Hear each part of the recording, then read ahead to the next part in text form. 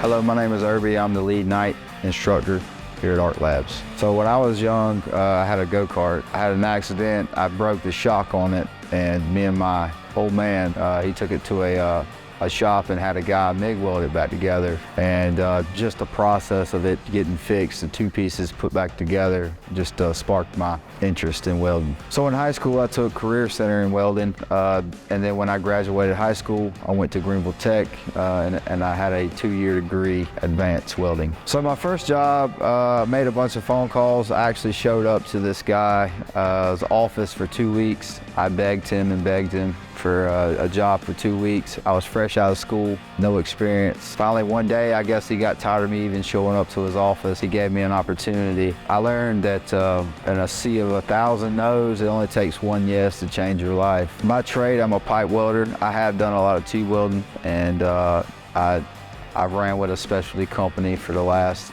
3 to 5 years. We've worked all over the United States with bowlers. When I was young, free and wild, didn't have any ties, the road is, it's a young man's game. And, you learn so much from the older guys, the older journeymen that hand down valuable tribal information to you. Just the freedom of just picking up and leaving, and it's always something new. It's always something different. It's never the same type of work. What made me want to be a welding instructor is because I feel like I could teach the next generation something about pipe welding. I have something to offer this trade. It's been good to me. It's something that I always thought about doing later on in life, and then when the opportunity presented itself, I took it. So that's one of the ways I love Arclabs, is because it's a school of different trades.